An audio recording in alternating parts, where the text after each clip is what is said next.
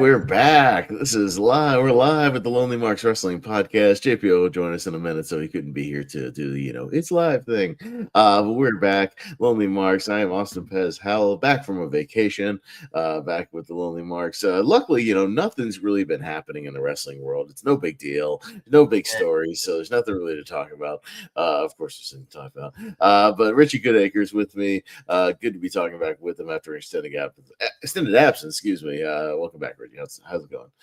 Going pretty. Going okay. Just I'll be a bit nasally, getting over flu, and then I talked about it. I sneezed too hard the other day, and it looked like that scene on. It looked like when Newman dies in Jurassic Park. Like, I was watching. We were watching. I was doing a rewatch, and I was showing her that Planet of the Apes trilogy. The Caesar trilogy, and we're watching Rise. And at the end of the end of that movie, they tease that they're spreading the human flu. The simian flu or whatever. The one guy's like. The one guy, the pilot guy, is sick at the end of that movie, and he is just walking around. He sneezes on the neighbor, and he sneezes blood all over the neighbor. You're just like, oh god. Yeah. Is that what it was like? Oh shit. Yeah, I forget you can do that. If you blow the nose, like, oh god, okay, all right. Yeah. So body fluids are gross.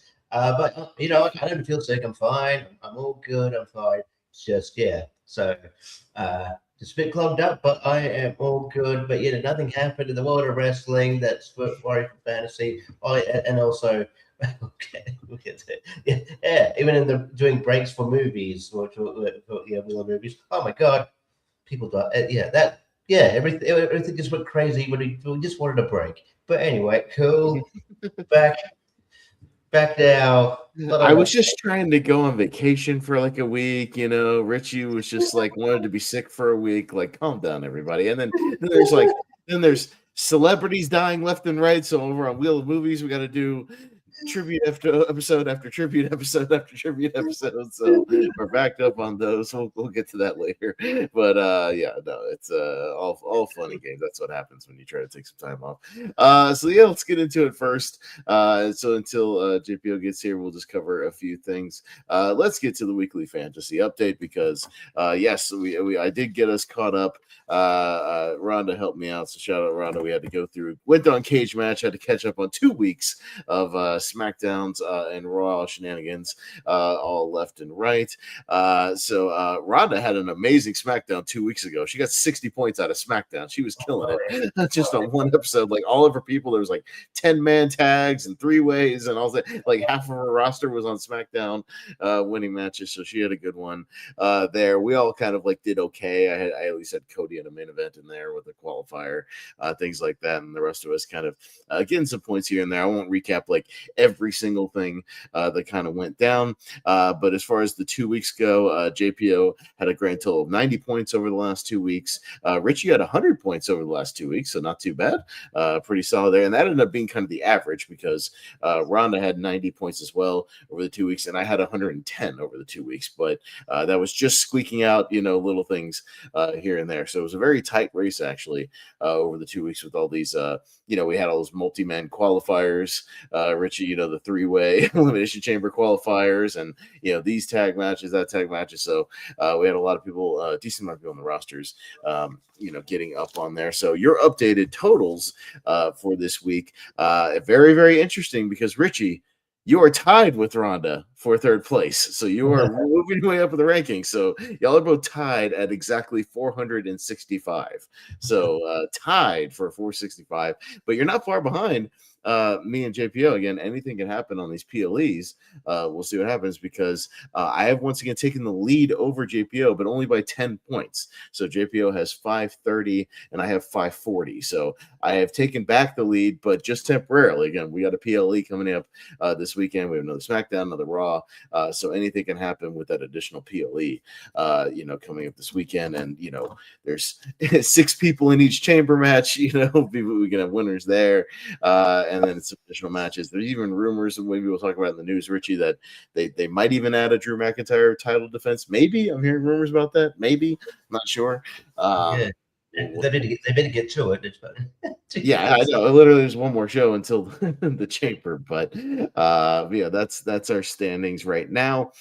So what I was going to have to do is I was only going to spin a wheel if you guys, either of you, had wanted to do a potential roster swap this week, but it's up to you. So don't tell me who, but Richie, yay or nay, if you were going to do a potential roster swap this week. Yay or nay? Nay. Nay. Okay. So Rhonda, she's off screen. She's going to have a. Okay, she was thinking about it earlier. She was telling me today, but not. Okay, so she will pass. I'm assuming JPO is going to be fine. He's doing well, on his roster. He doesn't have anybody like injured on his roster, so I'm assuming he's going to stick. So I'm making an assumption, but he's usually pretty steadfast unless he has a glaring injury. And he's got people going to the PLE.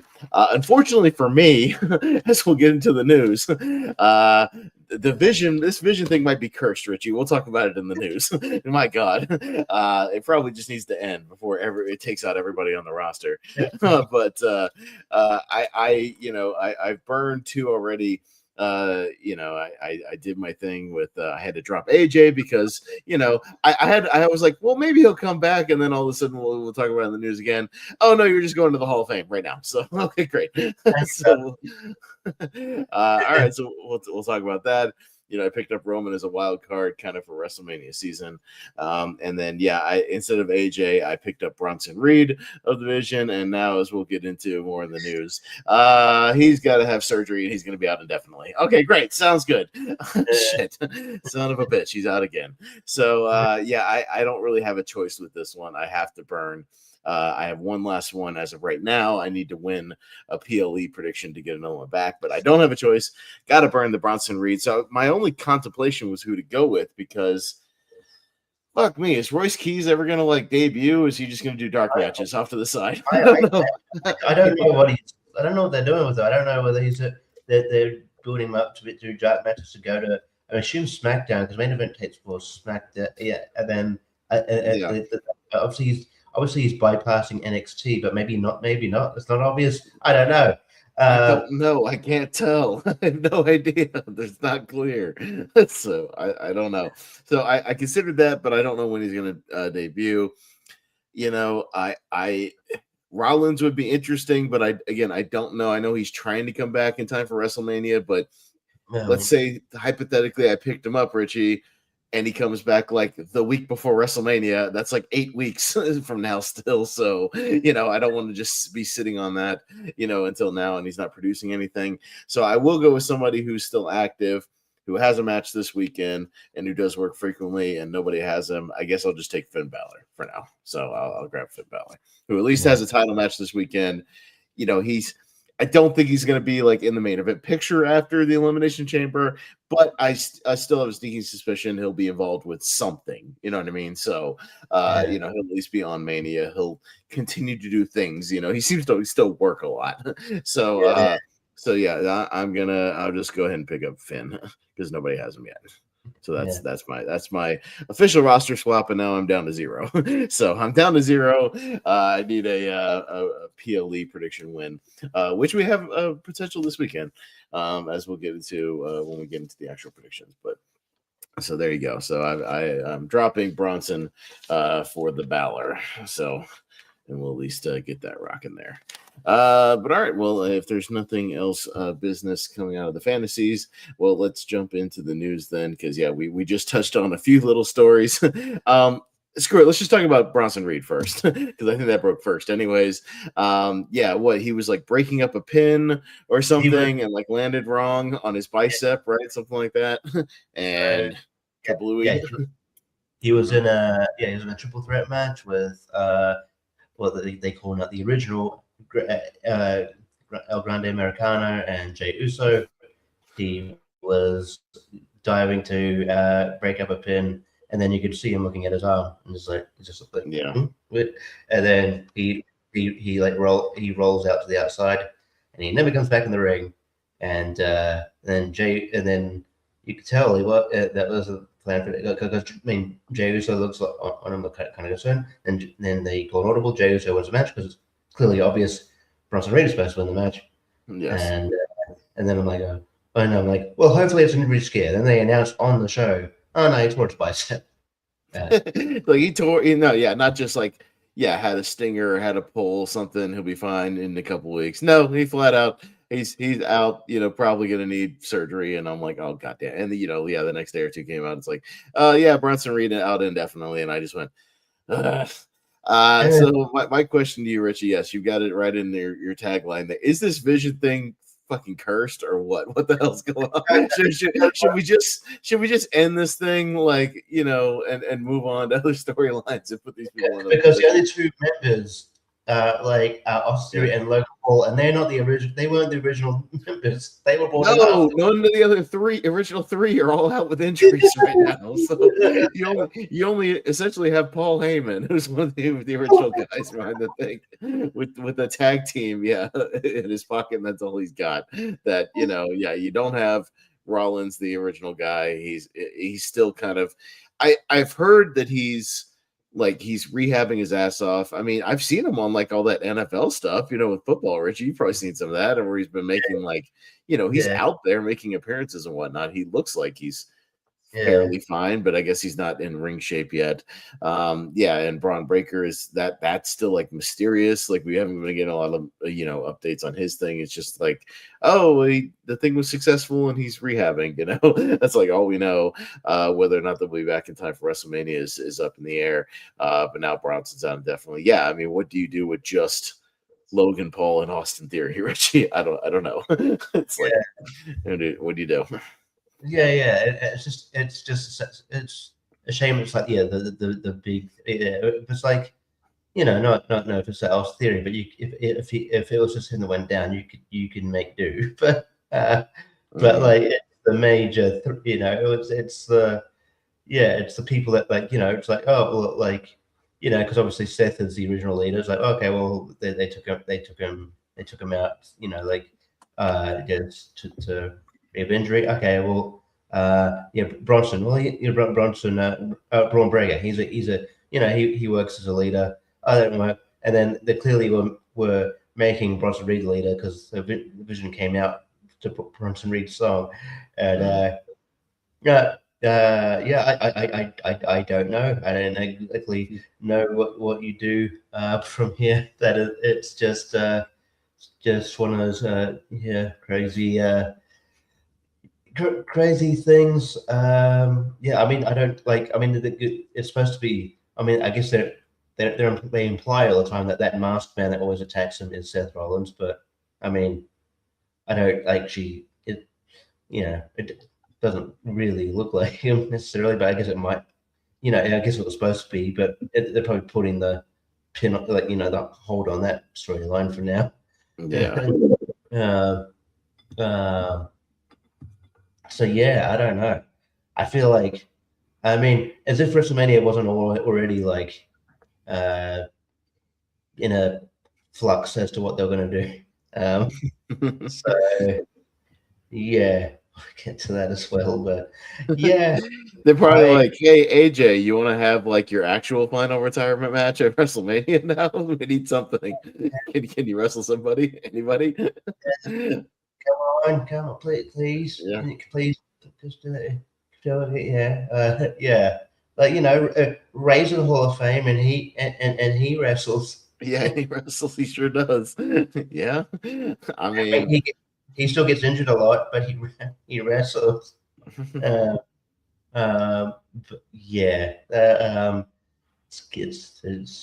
It's crazy. I don't know what you do. If they're just gonna be like, they're just gonna blow up like Braun Breaker's phone. Going, are you healed yet? No. You healed yet? No. Yeah, I don't know.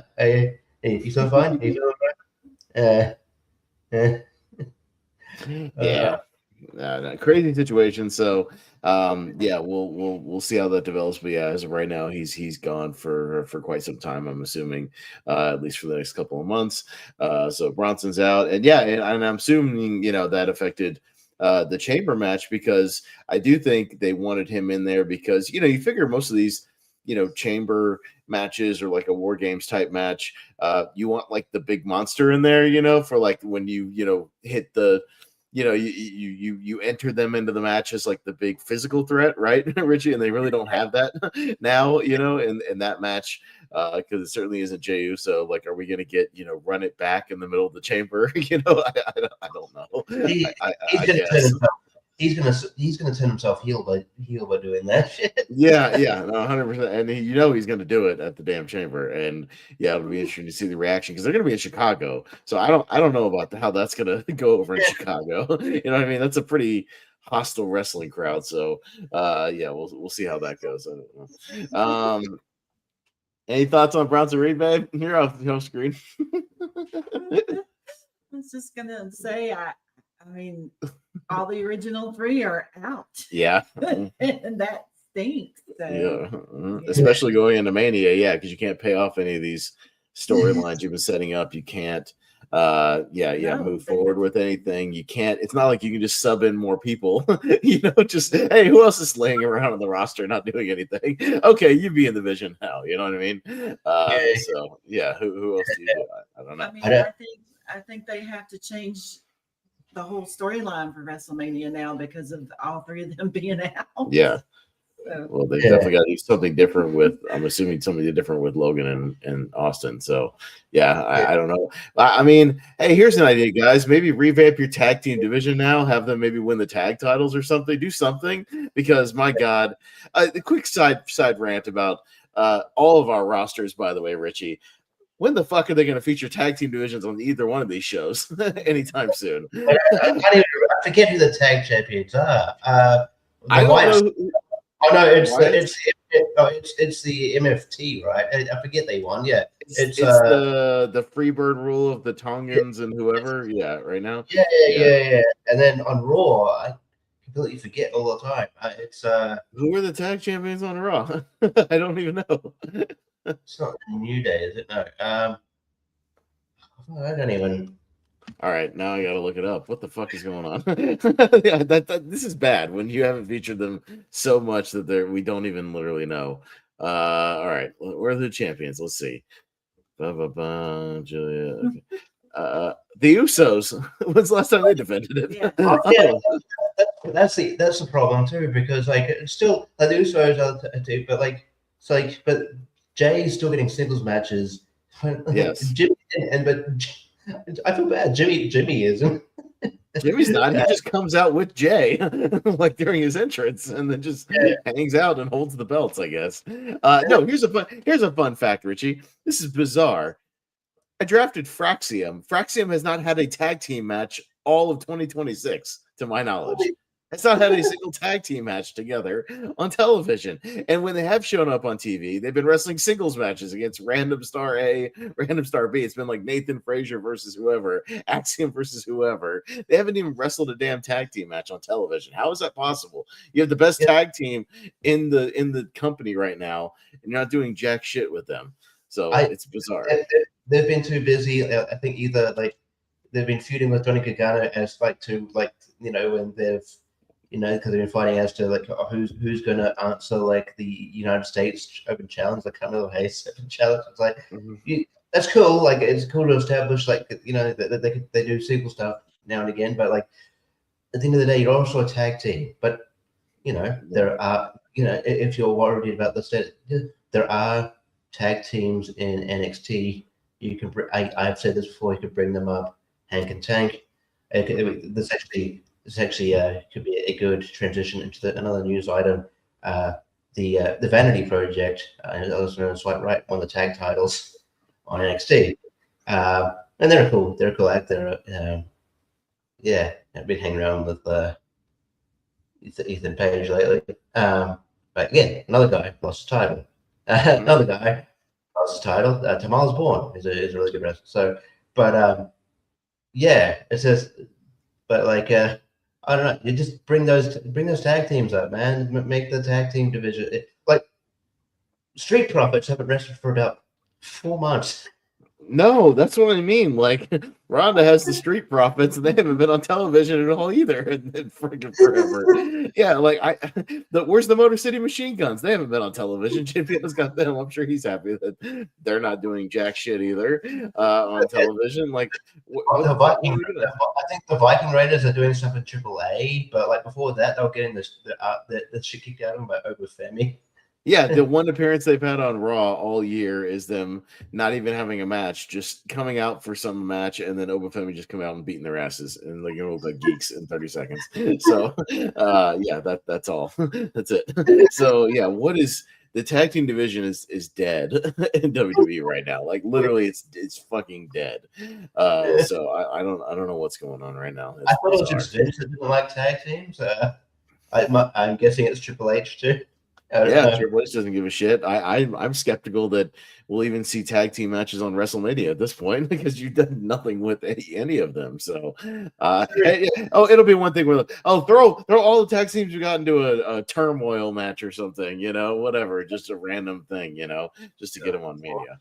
What was it like? It was like before SummerSlam. They were like, "We're gonna have a TLC match on SmackDown." Yeah, what?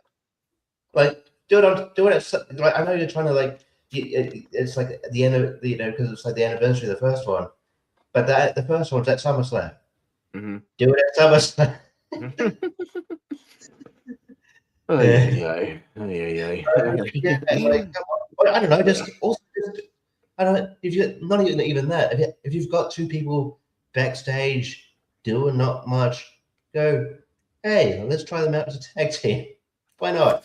Why not? At this point, we've had enough makeshift tag teams. The last prominent tag team before, the Usos took it was AJ and Dragon Lee. It was AJ Lee. So, yeah. That was a random tag team that got thrown together, but, it kind of worked for a couple of shows. Something. Yeah. So, I don't know. I don't know. At this point, too, just because of, especially for the one of them, I'm just like, maybe...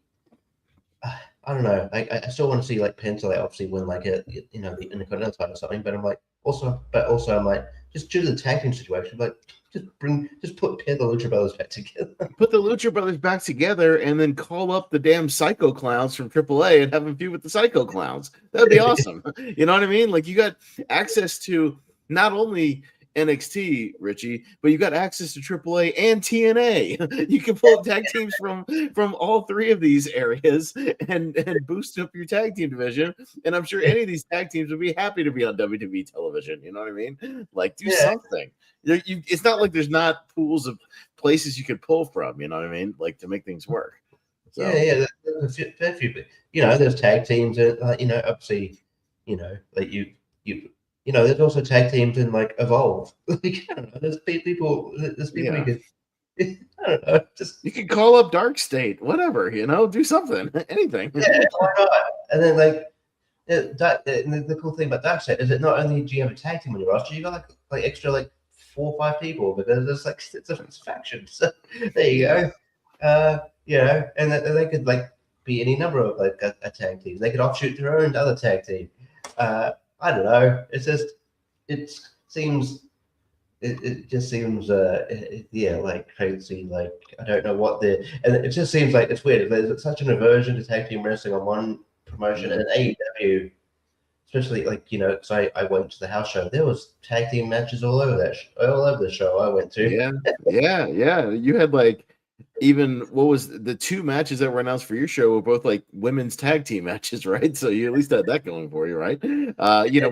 We poked fun at the women's tag team thing, a little bit as far as them adding extra belts, whatever the ones that were necessary. But hell, at least they're fucking using them, and there's women's tag teams all over the place. So I guess give them credit for at least doing something with the tag team division on AEW.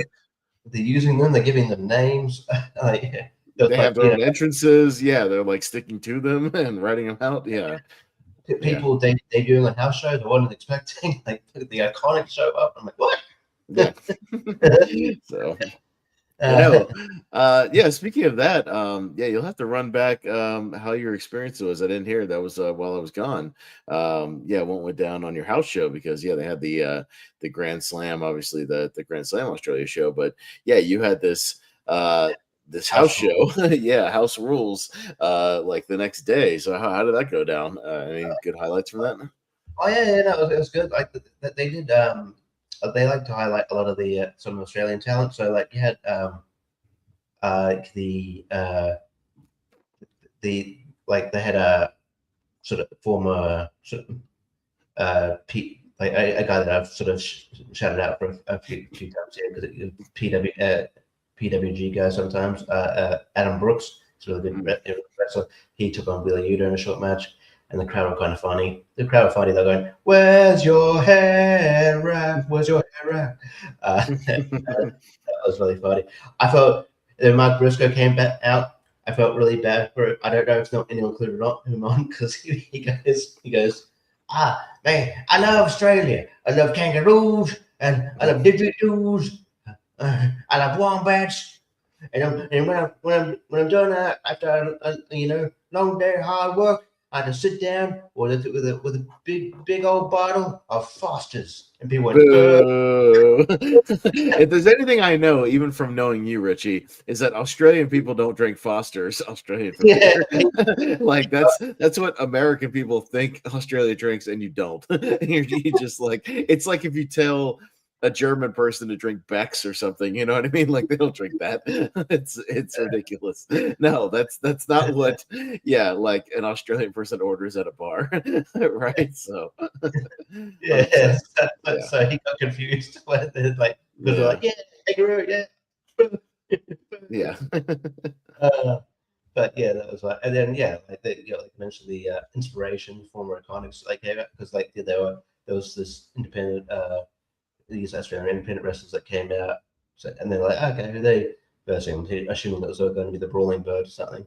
But and then I'm like, look at this fight in front. I'm like, hey, you don't go here. And then I'm like, oh, maybe they're just here for the thing, but here for the show. But then they announced in their promo that they were all elite. So yeah, that was fun. Yeah, and they had a pretty fun. There was a pretty fun 6-man. It was which it was kind of almost a reunion of Australian Open. It was Mark Davis, Carl Fletcher, and MJF versus Adam Page. I think it was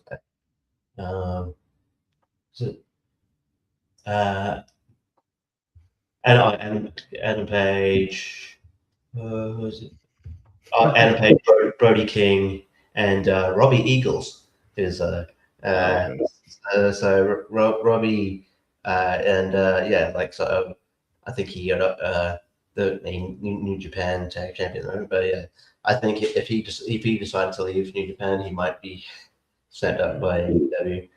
But yeah, he's really good. So that was fun. And then at the end of the Tony Storm Orange Cassidy match, the have you heard about the Nutbush City Limit dance that No.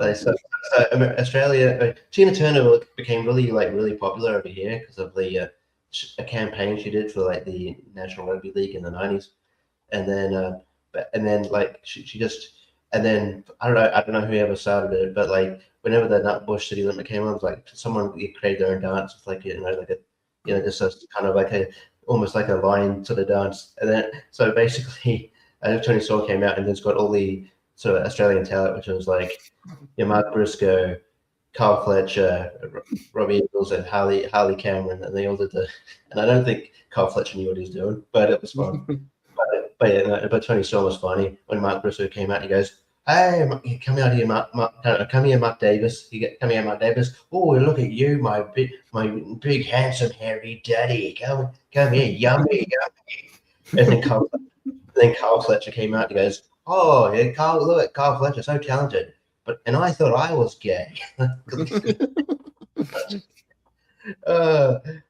Yeah, but so yeah, it was a lot of fun. Yeah, nowhere near as many people as last time, but it's a house show, so I didn't expect much. But we had fun. They put on a good show.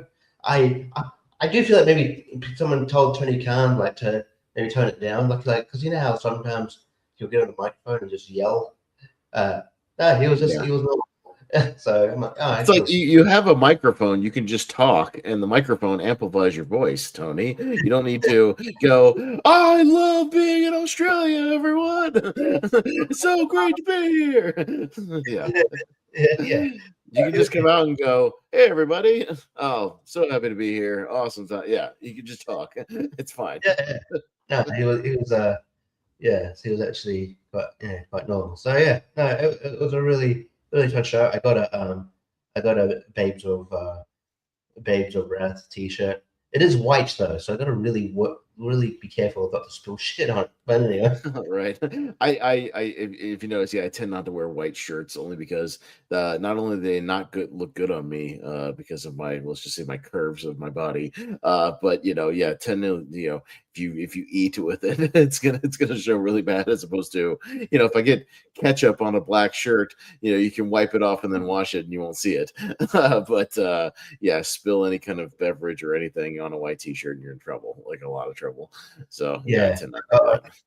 I've got like a white itchy and scratchy shirt, and it's got a couple stains. I'm like, okay, that's a Sunday shirt for when I'm not doing anything. Yeah, So, that's like the one I'm sitting around the house, yeah, doing nothing. That's what it becomes, or yeah, like a default undershirt under something else. Yeah, essentially. Yeah, no, that sounds all right. Now, house shows can be fun, as far as I went to a few WWE ones like back in the early 2000s, like during the Ruthless Aggression days, and I remember there was one where I saw like Shelton Benjamin before he was on TV. He was like teaming with, somebody like teaming with like Hardcore Holly or something, against somebody else. Saw him before he debuted. I saw Randy Orton before he debuted. I remember he wrestled like Crash or something, like before he was a thing on TV. Sometimes we see some of those guys, occasionally, but yeah, they would do more like goofy stuff, or just mess with the crowd a little bit more, get on the mic and do silly shit, like that's much more likely to do that. I met Shelton Benjamin at a tour that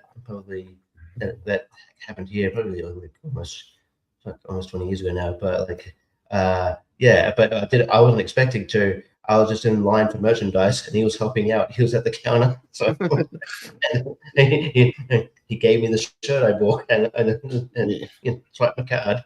I was like, oh, thanks, man. I was gonna ask you if you went to the merchandise stand and occasionally you'll see Man Scout Jake Manning. I saw him at a few of the AEW shows, like at the the merchandise stand or something. I saw him pass by him in the parking lot one time. I was like, hey, it's the Man Scout, because I know him from I went to a few Evolve shows here and there when I was in Jacksonville, and he would be on a couple of those. And then he opened for Mick Foley at one of his stand-up shows I saw in Greenville nearby. He actually did like the opening, like 15 minutes before Mick Foley came out. So, and a few people in the crowd like knew who he was. So that was fun. But yeah, you'll see him. I remember there was like an AEW we were watching, right? There was a pay-per-view and they did like a spot at the merch stand and he was there. I was like, oh, yeah. That was So I don't know. You never know when you're gonna potentially run into people and meet them. So I mean, that's good. And then ran into people I didn't know that were going to be there, were there. So that was cool. But yeah, so no, it's a good time. Good time. I'll go again. I'm not sure. They didn't really give an indication if they were coming back next year or not, but yeah, I'd imagine so. It seems like they're doing this Grand Slam thing at least once a year, so over for you guys. So I'd imagine so, as long as that one does well. But yeah, let's talk about the other kind of big story of the week. This past Monday on Raw, there was a tribute to AJ Styles. A few weeks after the Royal Rumble, it was a little odd timing. I was like, well, that seems a little odd, but okay. Sure. Tribute to AJ. So what, we had a few cameos throughout the show. Do we have an Abyss cameo backstage? I was like, it was a bittersweet because I'm like, fuck yeah, Abyss and WWE, but I'm like, I wish you weren't retired because I want to see it wrestle in WWE. It was like Abyss in wearing a suit or and that's like when there was like corporate mankind, it was a little weird. Things like that. He was Yeah. like, oh, okay. But he's an agent, so that's fine. He just throws on a mask, and there you go. Yeah. And then what? We saw Frankie Kazarian for a second as well. Very, you know, yeah. yeah. Yeah, there was quite a few. There was there was a photo went around of the teenage guys back in the day. It was like I think like Rockstar Spud, Drake Maverick was there, Rudy Charles, Yeah. Xavier Woods because he was Clutch Woods' Creed back in the day. So obviously he took a photo. But yeah, and there was a few people. There was one time I was bummed that Joe and Daniels were in the other promotion. It's like No, I was gonna say when because we'll get to it in a second, but he's doing the speech, he's talking, whatnot, and apparently this was a surprise to him from every indication that I've read. The lights go out, they hit Undertaker's music, he comes out, and is he the new default guy, Richie, where it's like we're gonna send Taker down to the ring to surprise you if you go into the Hall of Fame?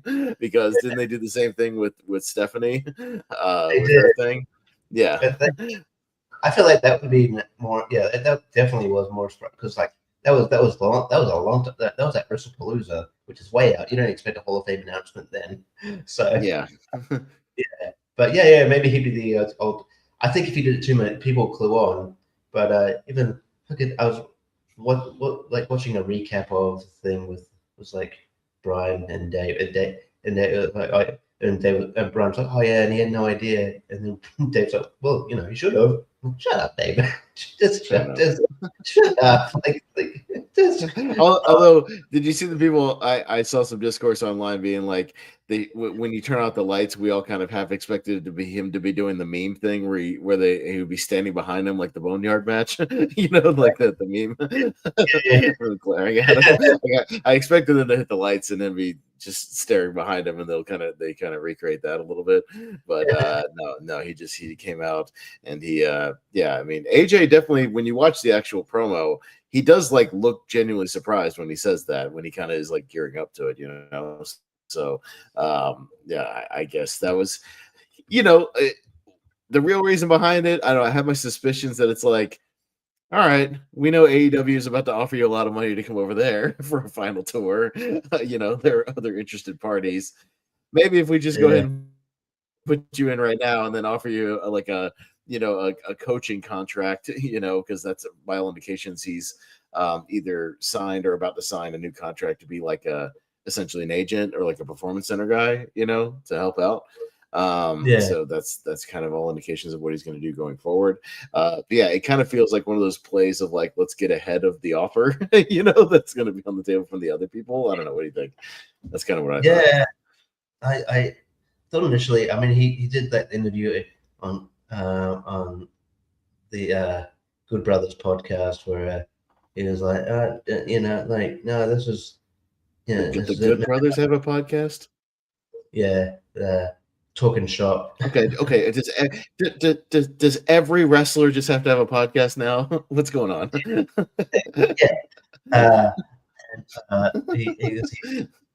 He said no, those are just like you were saying is naked stuffed up or whatever. So he's like, no, I was always going to retire and stuff. But I work with new talent in WWE. So I don't know. I mean, he's not, again, he could just be saying that because he's probably under contract now. So he can't be like, actually, I was going to go to AEW, but they are like, So I don't know, you're not going to get, if he's actually got it under contract now, they're not going to be like, he's not going to, he's going to have to hide the truth a little bit. But I did like how the kind of the almost the you did see him give some what he actually thought when on the Raw recap is like it was like the weight slipped off so he could say it's like, because I think he was asked, why didn't you retire after WrestleMania? At WrestleMania, he goes, WrestleMania has lost its luster, and I think Royal Rumble is more important. I'm like, I kind of I tend to maybe agree with you a little bit, but that's ballsy to say. Don't say the part out loud. Yeah, right. I guess he feels he can say it because he's retired. Yeah, maybe. But yeah. So I don't know. It's hard to know, but yeah, I could definitely. I mean, yes, it's hard to know, but yeah, it wouldn't surprise me given their tactics in the past. I would imagine he's headlining the whole. Yeah, if they're gonna do it the way they did it, yeah, with the full Undertaker thing and all that, instead of just like a video package and a graphic, I'd imagine he's the headliner. Yeah, I think that makes sense, right? Yeah, I Yeah. mean, the only thing is like, I mean, Stephanie's McMahon, but like I know, but I know like I envision Stephanie's like speech is going to go on for ages, so because she's a McMahon. But yeah, if me personally, I would, I don't think, yeah. I just wouldn't, I wouldn't put him in like in the middle there. And I don't think there's anybody big, huge that you would announce. Like, I think you would save like John Cena or Batista or Rock till like years after. So, yeah. So no, but yeah, yeah, it's interesting. So yeah, good. I expect that he'll probably go into the TNA. He's not actually in the TNA Hall of Fame yet. I'm assuming he'll probably go into that before Bound for Glory. Yeah. Yeah. So yeah, that makes sense. Yeah, no, I imagine he'll be the headliner. Yeah, Stephanie will be, on there, but yeah, Stephanie's not the headliner. She's like the semi-main event. She's not the main event. Yeah, even being a McMahon, so that's not happening. Hey, speaking of McMahon, they released that footage of the car crash. Did you see that? Yeah, I think I said something because there's always these troll sort of posts that come up. I don't know if they're like. I don't know if they're legit, or if they actually have this opinion of like, oh, we need Vince back, over. And I said, if you watch that footage of Vince talking to the cop, and you think this guy's cognitive enough to run a wrestling company, you are insane. He was completely out of it. This dude, he's like, oh, he's like, you didn't. He's like, yeah, oh, you didn't see us back there. So everyone I saw, I didn't think anything. I don't know. I didn't think you're looking for me. And he had track pad. He had like, he looked weird. He had like track pants on. I don't know about the guy. It's so gone. Why are you going so fast for it? I was going on my granddaughter's birthday. What? Sure. That means you should go 120 miles an hour on the road. Absolutely. Yeah, it's only a matter of time before somebody takes that footage and inserts like old Vince McMahon commentary over it. Like he smashes it. What a maneuver! Like, or oh god, like just some old Vince McMahon commentary looking in your house. So. I reckon if I was a bad cop, because like obviously cops in that area, and then obviously see like body cam of like people that about to quit, cops about to question celebrities and stuff like that. I don't know. If I was a cop, you go out, I wouldn't be able to contain like just my emotion. I'd just like walk up to the you walk up to the car, and you're like, get the fuck out of here. No way. I'm gonna to tell the wife when they get home. No, I arrested Vince McMahon. No. Yeah, like, this doesn't happen every day, but I arrested Vince McMahon. That is, yeah. It's not flattering for sure, but yeah, he's lucky to be alive though. That was a decent wreck. Yeah, that was a decent wreck at a decent speed, that's for sure. So yeah, he's alive. But yeah, that was last like July or something like that. They just finally released the actual footage, but yeah, that was something. I remember hearing something vaguely about that, but yeah, they didn't put out the footage till now. So sometimes it takes a while for that to come out. So what else we got going on out there? Most of the chamber matches are set, obviously, so we'll talk about that when we get to the actual predictions. What else you got, man? Besides that, those are kind of the big stories of the week. But I know I guess on the AEW side of things, we have the stipulation for Hangman and MJF and Revolution. They're going to have a Texas death match, so the Hangman specialty of that thing. After MJF tried to do like a double-sided coin thing, on Dynamite, that kind of backfired, right? So a little bit of that. Yeah. I mean, yeah, like, I'm sure it's going to be. Oh, we should probably talk about the stipulation that might affect the predictions when we get to Revolution, where he did the Cody thing of if he loses, he can't challenge for the title again or something like that. Yeah. Oh, why did you do that? Why do people voluntarily do that? I never understand that. Like, why do you put yourself into that position? And I've never understood that challenge. Because Cody himself multiple times has admitted that was probably a mistake. Because like he they had to book himself like outside of the world title. Like, it's like no matter how over he got, he had to book himself outside the world title picture. Yeah, and I just hope that but it's like, and Page is a younger guy than Cody. It's like, well, what? Don't, like, you're the most over guy in the you're one of those over guy in the company. Like, no, you need you can't, like, obviously you want the title on you at what's like, and challenge for the title at some point eventually. But I don't necessarily want him to be the champion right now. But I guess that would change my predictions there. But I don't know. I wasn't huge. That was a blind side. I wasn't a huge fan. But and also, like, I mean, Texas Death, that's always cool. But like, it also wasn't like, they built this up and it wasn't like a shock. I'm like, oh yeah, that makes sense. Yeah. I wasn't like, it's kind of also a bit of a letdown. Like, oh yeah, well, we see a lot of them, and that's his match. So, Mm-hmm. but yeah, well, yeah.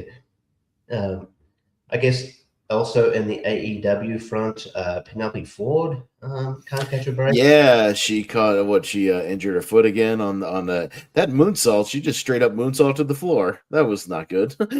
Nobody caught her. They parted the Red Sea on that one. Nobody bothered. She just straight up just whoop whoop and right on her foot, and then she went right down. That was not good. I saw the footage of that. You can literally see her foot like twist and compress on the landing. You know what I mean? It was pretty bad for what it was. Yeah. So like, apparently the initial fear is that she broke her ankle. Unfortunately, it doesn't. It might not look like that, be that dire. In saying that, though, she's has had a string of bad luck lately, where she comes back from injury, gets hurt, comes back from injury, gets hurt. So yeah, and especially on that moon, it's not the first time that's something's happened on that moonsault either. So I don't know, maybe retire that move. I don't know. But like, I guess with that moonsault, it was just, people didn't catch it. It was like that Leon Slater thing. people like, nah, fuck that. No, screw that. No, we're going this way. Just, unless somebody's going to catch you, just don't do it. Like, I always cringe at those like standing moonsault things anyways. Yeah, unless you got to see people ready to catch you. I don't know. You got to land it damn near perfect in order to not get hurt, essentially. That was kind of crazy. Make sure there's enough room between you and like the barrier or the table. Because I think that was JD McDonough's issue when he got it, because it's like there's the W table, right? You see the W table and the ring. It's like there's not much room there. He fucking moonsaulted it up his head, because it's like, you're trying to land in a very specific spot, and like it's very large room for error. For sure. What else we got going on? So what you got, Richie? Anything you got on your notes or your docket? What you got? I mean, coming out of Dynamite as well, so we get in like Swerve. I mean, Swerve's turned heel. He's a bad man now. He is that no good SOB. No good Swerve. Yeah. Turned on Kenny Omega. Probably fits in with that new music. To be honest, I can't really. Yeah. Yeah. Speaking of heel turns, what a heel that JPO is. Damn it. You know, I almost messaged you guys going, I think I'll make it on time. That didn't work out. Well, you know, I mean, no spoilers, but Scream, thumbs up, thumbs down, thumbs in the middle. Yeah. I'll say up. If you heard the hesitation, but I'll say up. Up-ish. Yeah. You know what I mean? Okay. Okay. Like, I'll sit on it for a little while longer. That's what I'm hearing. So I'm hearing like, yeah, okay, fair enough. We'll talk more when everyone's seen it. I'd love to have a discussion when we've all seen it. No, fair enough. Yeah, no, no spoilers there. I was just getting kind of no, like one of those social media reactions. And I was trying to avoid any hurdles of that too, but I think I heard that RT is not too hot, but yeah, it's not too hot. So just getting you up to speed, we recap the fantasy. Richie and Rhonda are tied for third, 465 total. So literally a tie going into the weekend here. And I have overtaken you, JPO, by a grand 10 points. So it's still only a 10-point difference. So literally, like, you were up by 10, I'm up by 10. It's 540 to 530. I assume we're in a best of 7 series. Yeah. I assumed based on your roster and you've been doing well and you don't have any glaring injuries, you're not going to swap anybody. I think I can't think of anybody now. Yeah, your people are doing fine. I had to make a swap based on a news story that we've already kind of covered that I'll get your thoughts on with the Bronson Reed situation. So fortunately that was So I picked up Bronson Richie Reed. said in our chat, Vision is kind of cursed. Vision cursed. No, I'll get your thoughts on it. But so I swapped that out. I just picked up Balor for now just because he's at least reliable for the moment. So I just did a switcheroo there. Maybe world champ, dude. You might have a world champ on your Sure. roster. Well, we'll talk about that. Maybe not. We were kind of just hitting the major stories, but I mean the two major ones I'll get your thoughts on obviously are the AJ and the Bronson Reed thing. So whichever direction you want to go real quick on either one of those. So go ahead. Did you go over both already? We've gone over both. Yeah, we were talking about some AW stuff. I'll be brief on both. For sure. Yeah, I'll be brief on both. Yeah, no, Bronson's just unfortunate. I guess Richie was saying supposedly he was supposed to go over, which on paper he seemed like the obvious one. Jay's we talked about how sometimes in those chamber matches you want that big monster to like hit the spotlight on the big monster and come in and start doing I think monster moves. He's been pushed enough to where he's pushed enough, and also too just like Jay's let him do the tag stuff. And Grande didn't really necessarily make sense in that kind of match either, and with his storyline. So even storyline wise, like you said, have a nice big brute in there. Yeah, it all kind of seemed to check the boxes of like, oh, he's the obvious winner, and then obviously they had to pivot. I actually would have pivoted to Grande. I think that would have been funny, but they pivoted Jay, former champs. That makes sense. Very fortunate. I saw Stevie Richards go over it. And you could kind of like I think see it literally like the pop. Like he finds it at one point. He goes, see that, like there is a difference. I like just that muscle like going no. Right. And from the simplest thing, it was literally him breaking up the pinfall. It seems like. Right. Like not a fucking moonsault or not somebody like landing on his arm or stretching it like getting it pulled in a weird way backwards. Just like he dives and rolls and pop and there it goes. He rolled. He just in the ring, just a roll to get him off of him to get the pin off the other guy. Yeah. So unfortunate for him too. I was there any ETA on that? Indefinitely. So no. He's scheduled to undergo surgery, so that's never a good sign. And I never know. Every surgery is different. You have something. Let's just say everything. Let's just say is not anytime soon. So that's all we can say. I know. Yeah, definitely Mania's obviously out of the question, but I just didn't know if it was like we're talking SummerSlam, we're talking Mania next year. I just didn't know. Every injury is different. And then I mean, AJ, I would have personally waited longer. That's always my weird thing is with like when they hot shot these Hall of Fames, I'm like, let me miss him for a second, like, and then do it. Instead I'm just like, cool, it's AJ who we've seen already. Not that he doesn't 1,000%, of course, deserves it, and he did seem like he organically was like, oh shit, okay. So it was a nice moment. I enjoyed all the TNA cameos too, by the way. That actually made me pop. I was like, Abyss is on Raw. Like, I was just happy with that. He's on Raw in a suit with a mask. Oh, okay. No, he was rocking the Abyss top. Was he? I could have sworn he was rocking like a suit when tie, in the boiler room with Kazarian. Yeah, he's full Abyss. I saw something else where he was backstage with Aldis, maybe before or after. Yeah, with the mask on. So that was something else, I guess. I couldn't see it in the crowd because, like, again, like none of them really spoke or anything. They were just kind of there just to be there. So I don't know if in the crowd he was, or in the grouping he was wearing a suit or not. But I know in the skit he was definitely wearing an Abyss top. Yeah. And they actually named Petey Williams. We got to see Petey Williams finally get mentioned. That was cool because they're in on Raw. Another thing, never thought of, you know. So I don't know. I just like the TNA cameos. Sure. I don't know if he even got shown too, but yes, good photo of like all the Jeremy Borash too on Raw. All the TNA people, including also Spud, Drake Maverick too, still backstage as well. We never see Drake. Drake's one of those guys we'd never see. Actually, that's that. I guess is still normally there. Rudy Charles was at Raw as well. Rudy Charles. Oh, there you go. Yeah, there's your TNA alumni. So yeah, good. I mean, obviously AJ 1,000% deserves it. 1,000% should be the number one headliner. I don't think we're gonna have anyone as big as him. You know, definitely deserves it more than Stephanie. No, I like Stephanie. I actually think Stephanie deserves it, but you know, AJ is great. So yeah, that's cool. And then he can debut in AEW the month after. Well, not unless he signs a contract, or just says he's about to sign a contract to be a Performance Center helper guy. So if he's on a contract, you know, not gonna happen. Gut feeling, I've always said, like, you know, wrestling is wrestling, anything's possible. You know, we've seen Moxley and Jericho kind of jump ship. My gut has always been, I feel like AJ's an earnest cat, to where, like, I believe it when he said, like, no, I'm good, like, I'm done, like, at least for now. Again, years may make a difference if he gets that fucking scratch itch.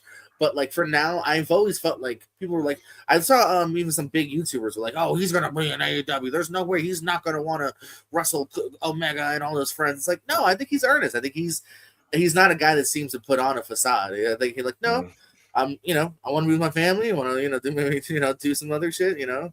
So, yeah. So, I'm good on AJ. He deserves it. I mean, this is a cat that's been running hard since early 2000s. So. Honestly, I never thought, like, even when he left New Japan, I'm like, you know, and I never thought, AJ would have nearly just as long as a career in WWE as he did. I didn't think he would last 10 years. And it is a kind of a really cool bookend career, you know, Rumble, you know, 16, 20, 26. So on paper, it's also kind of a cool story. Yeah, I just wish we knew. It's probably Cena's fault. I think I was right before, where I was like, I think AJ knew January was it, but was like, well, I'm not going to step on Cena, so it just felt rushed. But it was probably in the works for a minute. But also, I mentioned, like, he was on the. I could tell he had retired, because I think he felt he had more freedom to say what he wanted, because he was asked on the Raw like recap show. Apparently, it was like, hey, so why did you decide to retire at Royal Rumble as opposed to like WrestleMania? And he goes, he legit said, I think WrestleMania has lost its luster. You know, I think Royal Rumble's, you know, where it's at. I'm like, I kind of agree with you, but I don't know if I would have said that out loud.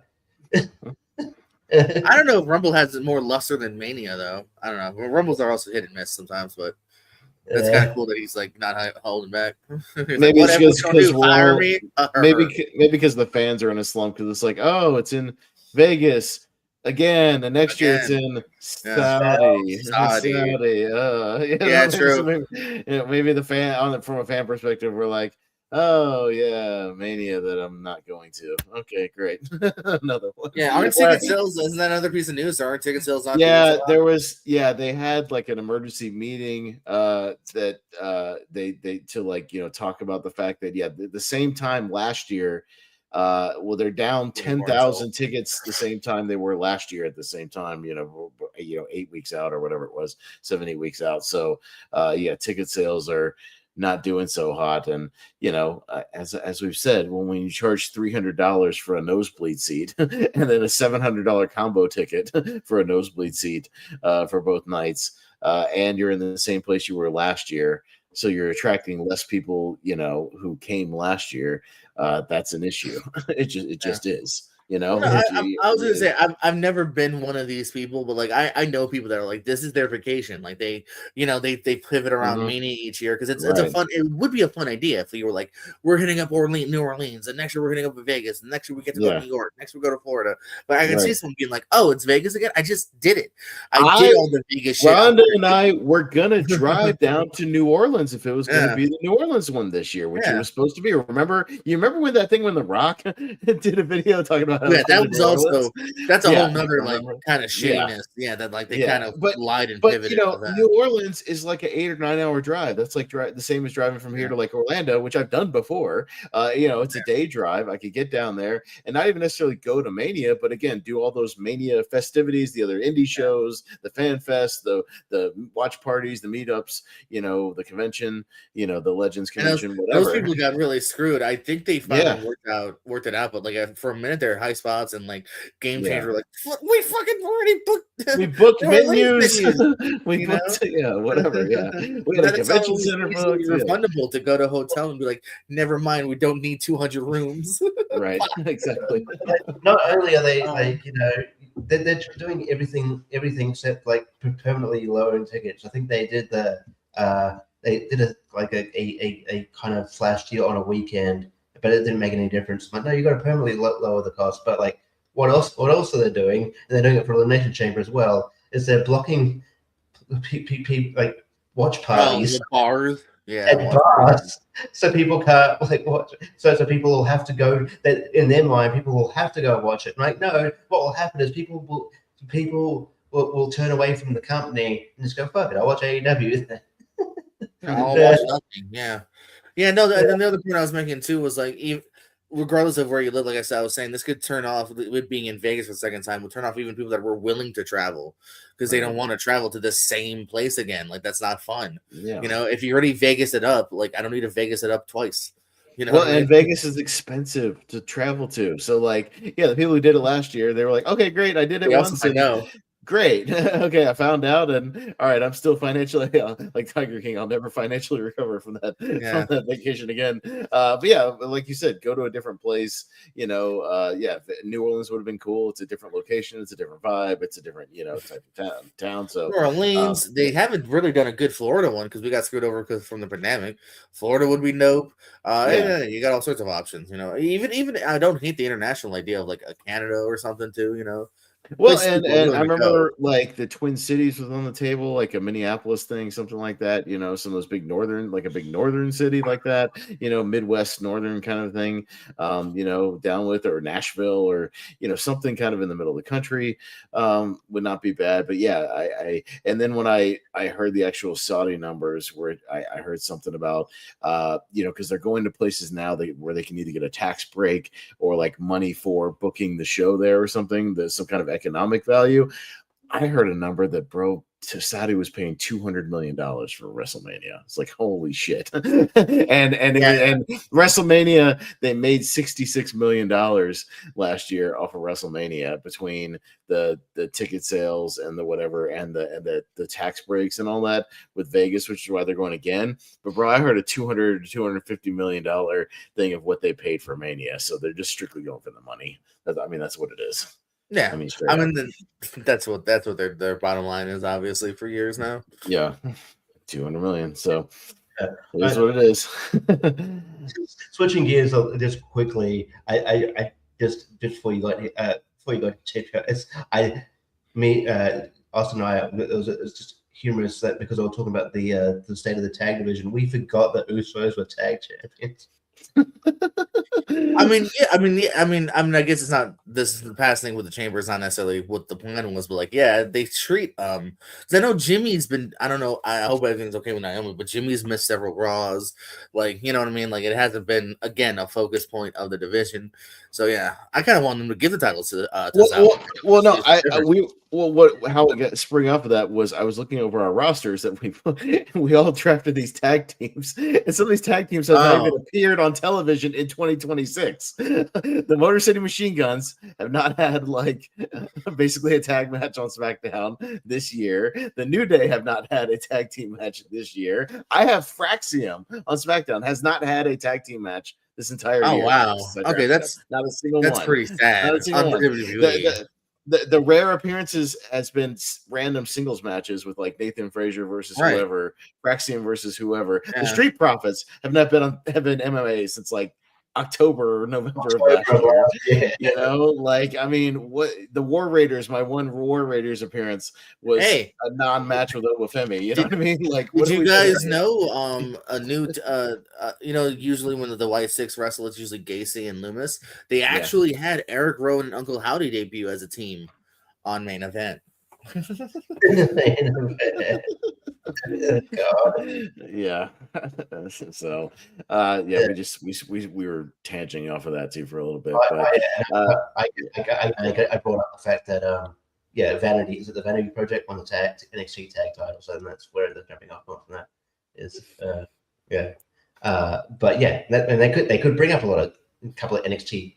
There's tag teams from NXT. There's tag teams in AAA. There's tag teams in TNA. Bring some people up and do something. But there's also tag teams on the roster. You just named a bunch of them. They're just not tag teaming. They're not doing anything. They're just not tag teaming. It makes us doubt that like WrestleMania is even going to have tag team title matches or anything. No, yeah, I'm looking at Morrison Machine Gun just as one example here, right? Like TNA tag champs, like awesome team, one of the best teams of the decade. They've had one AAA match, one main event match, as in the show, and then that Royal Rumble pre-show that they they showed nobody. That's the entirety of Alex Shelley's 2 months now on other year. Yeah. One of them was televised. It's the same with Fraxium. Yeah, look it up. They haven't had a single tag team match together on television. No, I believe now that you said it. I was like, yeah, that tracks. Yeah, that tracks. Because I've been doing these fantasy things, and I haven't got a single point for Fraxium at all this year. I would have known that. So not a single one for even an appearance. Yeah, Axiom 2 house shows, and then Axiom defeated Gargano in a singles match, and that's the entirety of Fraxium. Yep. What's kind of funny also is like people are clamoring for like wanting Private Party in WWE because they wanted to see him wrestle. Not necessarily. they at first they will, and then. For a while they will. And then people over exaggerate. I saw somebody post like after Ciampa lost the title quickly. They're like, "I bet you he's wishing to go back to WWE." And I'm like, "To what? Not do anything? Like at least he's on TV wrestling." Like, yeah, you can argue the title reign was too short, but like I think he's fine. I think he's not upset at all. No, so we just briefly we beyond those two we had just touched on like AEW, the Texas Deathmatch thing with MJF and Paige, so that was just whatever. And then Paige loses. Paige can never the thing we talked about with like the Cody Rhodes thing. Don't put yourself in that position. Why would you put yourself into that? I never understood that. Like why you volunteer that stipulation just doesn't make any sense. I also found it weird too that like even the way they sold it I thought was odd, which is Hangman doing it. That's usually a heel thing of like or something, you know what I mean? Or like it's just so like Hangman kind of went too quickly to that. Think about the match. You had the title match. It wasn't like he didn't have a title match. He had the title match. It just wrestled a match. Fuck. In a similar situation, remember when AJ wanted Gunther again, right? Like he wanted the rematch. Well, Gunther, the heel, went, "You put your career on the line, and I'll give you a rematch." Oh, that, you know what I mean? The heel proposed that, not the babyface volunteering, being like, "Oh, I'll put myself in that position." And he had the match. It wasn't even like he didn't get. It's not even like MJF was like, "No, you don't deserve a title match." He had the title match. Mm-hmm. So like, this is all your fault. Like I kind of wanted you to lose now. It's all your fault. Gene Snitsky. He would have punted the baby, Hangman. So we didn't get much beyond that. We were going to go to you, see if you had any other news bits. I didn't get a chance to write anything down. No, it's all good. I was just about to say, obviously his heel turn, but I was going to say it looks like that it's going to be like I think Swerve versus Brody King at Revolution, and also Bandito and Andrade, which would be a banger. So that's cool. Well, and at least in AEW, Tony's going to give him like 20 minutes to bang. You know what I mean? Yeah. So like that should be good. That both sounds dope. Hell yeah. Yeah. So no, that's fine. I mean, we've been chatting Well, no, I was for gonna a say while. too. So If you mentioned whatever their faces are, the tag champs, a couple different titles changed by the ways. That Elio LaFleur guy is your speed champion, and then the main event, Miles Bourne grabbed your North American championship too. So shout out to them. Mm-hmm. Yeah. Oh, and finally, Zarya finally turned on Salruka finally. So that happened. And then it's like, but yeah, the more you hold off that heel turn, the more Salruka looks like an idiot. That's like, what do you expect? I mean, it would just literally would happen. I was like, finally. Yeah, she was going to turn. All right. Well, I mean, we've been going. I guess the way they did it was kind of like it was like the bell rang. Mm-hmm. No, it was before the bell because that way the match could still happen. So before the bell, and then unfortunately, Ruka couldn't really wrestle, so the match was only like 2 minutes or whatever. Mm-hmm.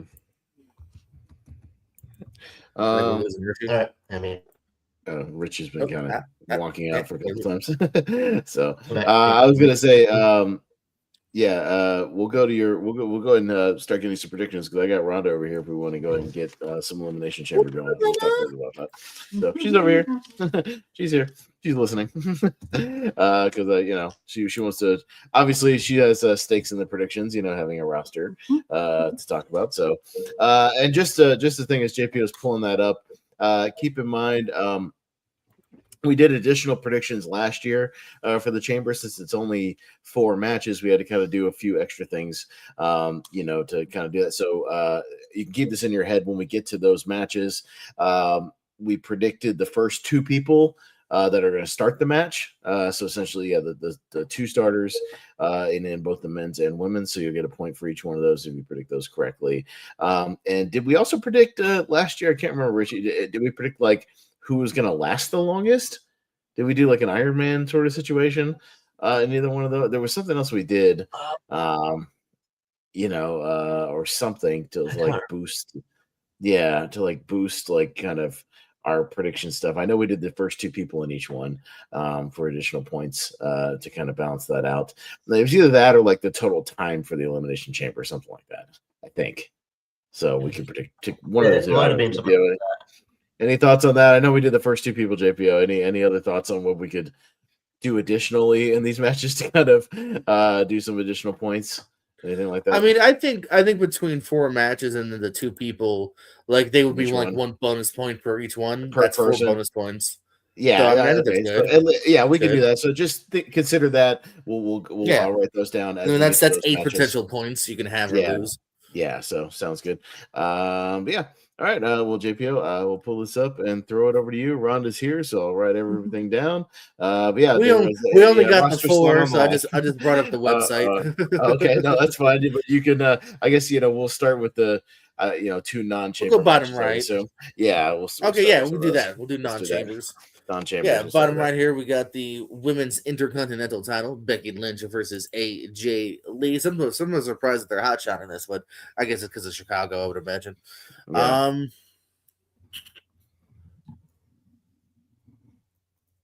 I was thinking about it. I'm gonna say Becky retains. Becky, okay. Let me get my chart. Yeah, I don't really even have much more to say. Becky retains. Richie. Thank you. No, fair enough. I think they might prolong it, find something else. I don't know, AJ still hasn't had much, singles or any singles. Yeah, I don't know. I'm not sure. I will go AJ wins, and then they do the rematch at WrestleMania in some stipulation of some kind. So I'll go AJ but only because it's Chicago. It'd be cool to have a win in Chicago. If it was elsewhere, I would say Becky retains and then she wins at Mania. But I think AJ wins in Chicago. No, fair enough. I was kind of thinking that too, but I was like, we're gonna give both the Punk AJ win, but maybe. Pez, what do you think? I'm actually more split than you might think because there is a direction where where they go with AJ and then they do something to set up just another match at Mania and run it back again, as Jey Uso would say, run it back one more time, and it is like the women's Intercontinental title, so it isn't the main women's title. I think you could, Becky's lost it once or twice. She's bounced it around. She hasn't held it the entire time. Screw it, I'll say AJ takes it in Chicago, and they run it back at Mania. So with some stipulation, I'll go with Richie on that one. But all right, Rhonda? I disagree. Okay. I think because AJ has not been wrestling that much, I think Becky retains. All right. 50-50 split. Man, look at that. I don't know. Okay. Split ski here. Okay. We'll see what people think about AJ's husband. CM Punk defends that title against Finn Balor. This is a normal match, right? Yeah, looks like it. Just double checking. All right, Richie. So, I mean, on paper it seems obvious Punk, but watching like Sean Ross set recently, he put something out there that he wouldn't be surprised by. Not a good idea, but like he goes, I wouldn't be surprised if like Finn Balor wins and they do that storyline where CM Punk is just like scrambling to beat Finn Balor before WrestleMania to save the WrestleMania main event, which would make Finn Balor look like very less important. Like, you're not a WrestleMania main event caliber guy, but it's not. I see where he's coming from. It's not the wrong possibility. Not a great idea at all, but it's something that it's possible. If I want Finn Balor to have the title, I would want him to have a decent reign. I'm going to put my bet in that they don't do that, and I'll go CM Punk. But I don't think it's like foregone. I'm like 75% sure. I don't think it's foregone conclusion that CM Punk will. Pez? Even in storyline, the announcers are like, hey Punk, like we've already announced you and Roman and we have posters for you at WrestleMania and you're like the main event, right? So what is this match? Even people in storyline are like, what is this match? Oh, it's because you're a fighting champion. That's cool and all, but I love you, Balor. You don't have a chance in shit fucking winning this match. Punk retains and goes into WrestleMania to fight Roman Reigns, which has already been announced and it's already in posters around Vegas. So no, Punk retains. Rhonda? I was gonna say this is very predictable. I mean, we all know that Punk is going to win this, so he's from Chicago. Hello. And yeah, it's very predictable. I'd love to back Finn and be the only one, but yeah, I can't do it here for a prediction point. No, I'm less confident than you guys are. I'm more confident than Richie. Put me in the middle somewhere because I don't know. I would love to see Finn do it. It's I love the idea of the unlikeliness happening. That's always fun to go have a holy shit moment here. Like almost like Eddie Guerrero style, like, oh shit, no one really saw that coming before Mania. But yeah, I think because Punk and Roman, they've done this before where like literally there's a huge like SummerSlam or Mania match coming, and whatever the month before they kind of give like another match, and it's like you're telling us what the other bigger match is, because what did we do? Punk versus Roman non-title? That doesn't sound interesting. And what are we gonna have Finn defend the title? That doesn't sound interesting. And I really hope they don't do the Son of Shap shit. So yeah, I'll go Punk. It'd be like if with those TNA shows where they announce a big show for like a big match for one of their big shows, but they've already got a title match in one of their small shows. Like, well, obviously the challenge not winning this. Yeah, but WWE has done the exact same before too. They totally have had. The Backlash match doesn't matter because they or like SummerSlam, whatever. Yeah, you know what I'm saying. The Women's Elimination Chamber: Alexa Bliss, Rhea Ripley, Tiffany Stratton, Raquel Rodriguez, Asuka, and Kiana James. Big match for Kiana. Pez. Yeah, I think it's between two people. I think it's not super predictable. I kind of feel like Liv won the Rumbles. She might already be kind of locked in to wrestle Stephanie maybe on paper at Mania. So I'll kind of switch it to SmackDown. And I know they've already run the program again, but I can see them running it back. I'll go with Tiffy time to win this one and go on to face Cargill again. I don't see Rhea. There's a world where she wins, but does she pull double duty at Mania and she's like wrestling for the women's title and defending the women's tag title? I think that's a little too much, and you're risking a little overexposure there. So I'll go with Tiffy on this one. All right, it's Rhonda time. Yeah. What you got? I was actually going to say Rhea Ripley wins. Okay. I think that her and Jade Cargill would be a great match for Mania.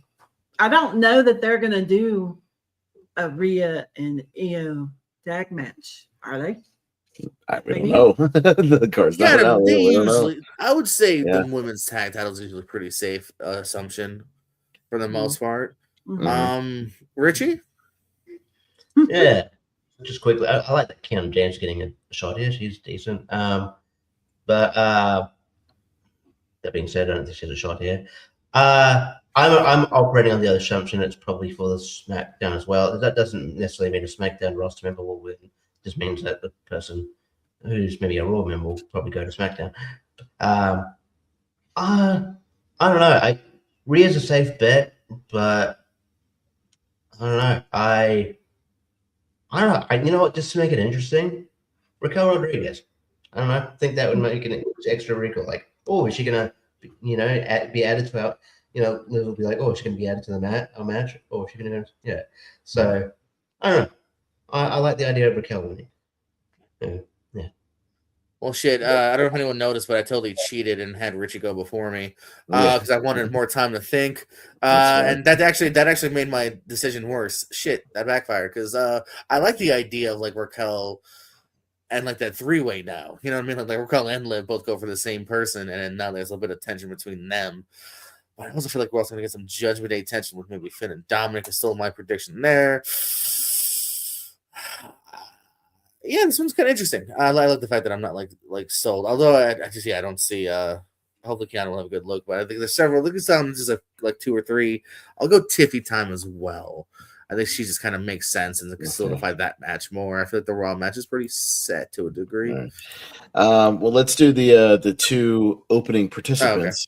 In the women's one, while we're on there, we got them pulled up right there so we can see them. Weren't we all wrong last year, if I'm not mistaken? I feel. Yeah, I think I may have had like one of them, but yeah, it was just like we all got like maybe one here and there, but none of us got it exactly right. So yeah, I'm kind of just going based on like pops later, so I'm gonna save Tiff and Rhea for like at least a little. I'm gonna go Asuka and Liv Morgan for my 2. So we'll see. We'll go there. Wait, you sure you want to go Liv Morgan? You mean Tiff? Oscar and What did you mean, babe? You said Liv. Oh no, I was talking about like who I think will get a pop later for coming in. Right, but Liv's not in the. You keep saying Liv. Liv's not in the match. Who's your first 2? Just say who your first 2 no, are. not Liv. I'm sorry, not Liv. I confuse Liv for Alexa sometimes. Sorry about that. I meant Alexa. Sorry about that. Okay. I meant Alexa. Sorry. I'm gonna go Alexa and Asuka. My bad. My bad. Okay. Alexa and Asuka, first 2. Alexa and Asuka for my opening 2. Yes. Okay. Just confirm. All right. Yeah. Rhonda? I was gonna say Alexa and Kiana James. Alexa and Kiana. Okay. All right, I'll throw in Tiffy and Raquel. All right, Tiff and Raquel. Okay. Richie? They like to sort of go off history, and people have history together, so I'm going to go Rhea and Raquel. Raquel. Okay. That's actually a little logic there. Okay. All right. Yeah. And then we got the dudes wrestling. We got Jey Uso, totally gonna win, right? Javon Evans, LA Knight, Cody Rhodes, Randy, Keith Orton, Rhonda. Well, I've sat and thought about this one a lot, and I think it's gonna be Cody.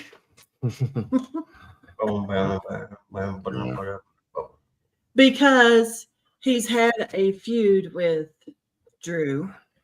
But I also see Jacob Fatu being in that making a 3-way at WrestleMania, maybe all 3 of them. but I see Cody winning. That's just my prediction. Sorry. Yeah. Go ahead. Yes. Because I didn't save these earlier. It was the first time I'm really thinking about these. Let's see. Because that's definitely a solid, like, logical pick. Is it too logical? Sometimes they like them logicals. Yeah, I feel like the top row's there just to show out. They're not going to literally. Are we all eliminating the top row from this equation and just going with people on the bottom row? Unfortunately, that's what we're going with because it's more about. I think you're going to eliminate 3 people of like Jay wasn't supposed to be in the match anyways. Yeah, so Jay's not supposed to be there.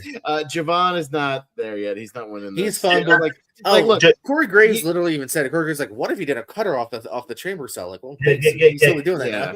Yeah, Javon's there to do some bouncy shit. Yeah, he's there to do bouncy shit. Trick will have a good showing, but and it's not to say Javon and Trick will get prominent matches at Mania. Like they will be on the card. Yeah. I'm confident of that. But like it's not like in a main event title match. It's just not happening. I could even see that might just be a fun singles match, actually. I mean, but I mean, there's still lots of possibilities. There could be like a 4-way with the US. There's again, WWE is stacked with talent. I mean, lots of good tag teams, lots of good mid carders. The US title's always having fun matches. I almost want to say LA Knight, but it's never LA Knight. I'm gonna go Cody. That's I can't. It's just every road to me is leading to Cody in my mind. Yeah. Richie? Yeah. It doesn't go well for those stupid. I wish Fatu was in this. I would have said Fatu. Yeah. It doesn't bode well for those stupid, dumb accusations online of like Triple H and racism when we're eliminating the back row, which are all black guys. Yeah, no. That is more timing, I would like to think, but yeah.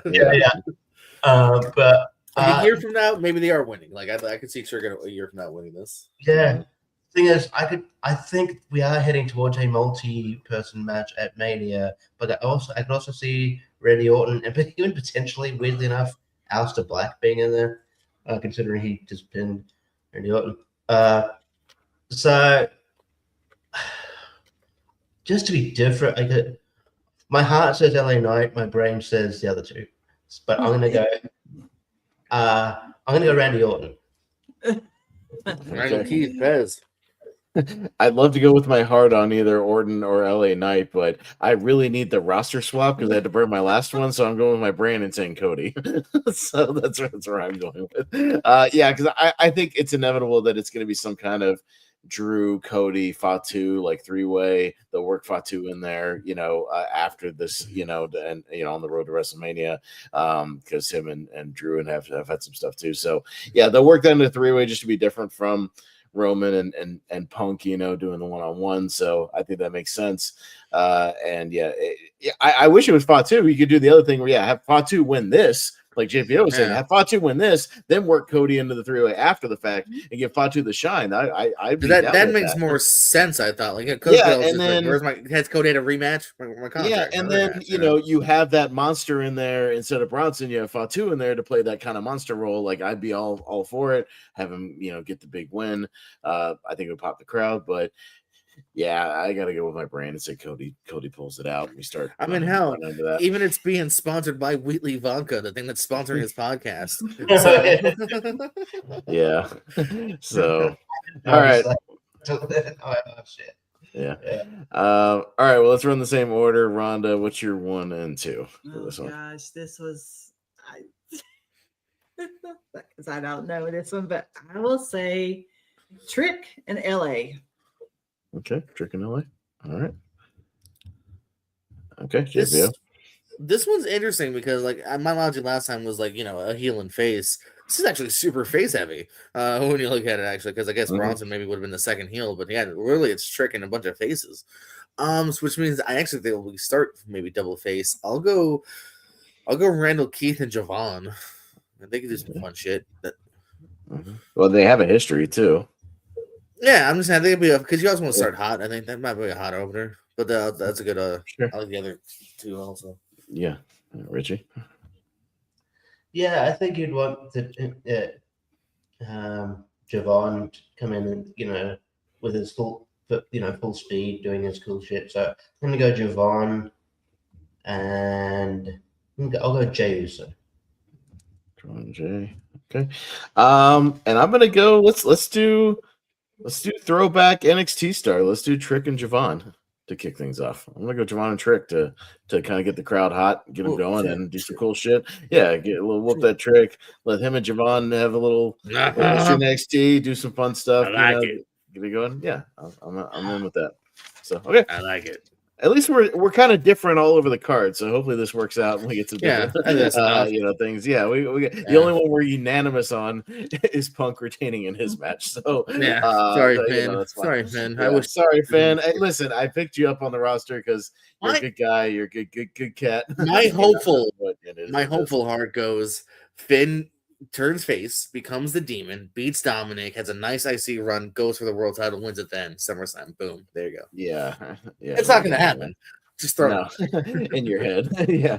In my head.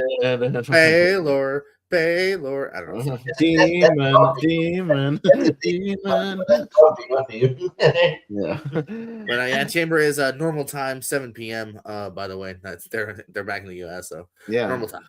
And at your local theater again. I think they're doing the theater thing if you want to go watch it in the movie theater. So I know my Regal's showing it. ESPN in the U.S., Netflix internationally, or other ways, or on other what do you say, alternate methods, or yes, which also cock blocks you from StreamYard screen sharing. Screw you, Netflix. That sucks, but oh well. What are you gonna do? So, all right, yeah, there you go.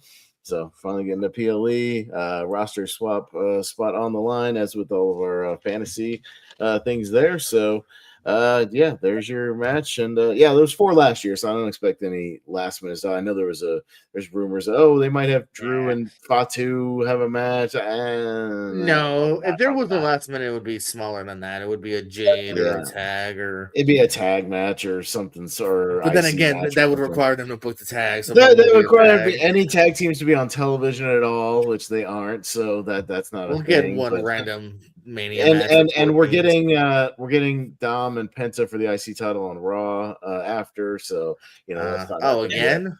Yeah, so that's on this. I think it's already been. I like Penta. I'm just saying, if I can give it to him or move on. Yeah. Well, I mean, that's good for your roster, JPO. Both those guys are on your roster, and it's an IT title match. So I wouldn't move my heart before my points, but my points thank them.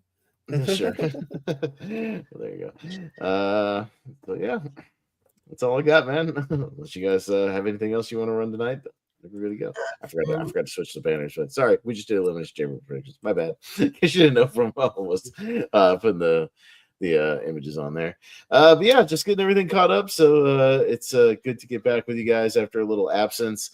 Richie and I were joking, JPO, that's like, every time we take an absence, there's like big stuff happening in the news. Like AJ goes into the Hall of Fame.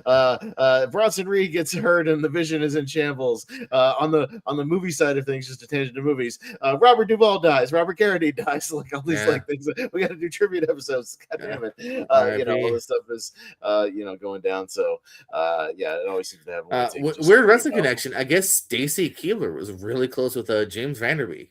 There's a weird wrestling connection. Really? Okay. Yeah. She was like one of the last people to see. Yeah. Like legitimately, like there with him and his final days. Yeah. Weird. It's very odd. But yeah, it's weird. But yeah, I think but I don't know. As I was saying in chat, I think wrestling follows me when I'm even trying to watch wrestling. I've been watching Survivor recently, and John Morrison's on there. That was a while ago. That's the right episode a while ago. But also Mike White's on there. So it's interesting. I don't know. Just sort of say that sometimes even if I'm not trying to watch wrestling, wrestling's in my life, and as it is now in yours because we're on the podcast. Anyway. Let's go what they think's in the box. Oh, let's do an extra prediction. What's in the box? That is what? That is an angle, and it could be a legit something, or it could be some comedy, nothing, whatever the fuck, something.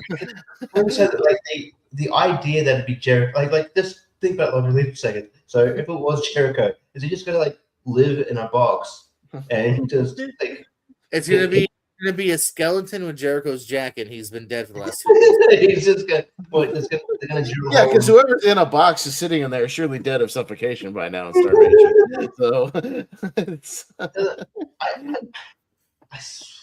Yeah, we could. I don't even know who. I know some people online saying Danhausen, but like there's no That's indication. wishful thinking. There's I would pop, but it's not. there's no indication that he's done with that he's out of contract with AEW. So, and also like that would be something his character would do. I don't know. I could call him if you want to. You also got Dax on it. Did it say Dax or was it a different Dax?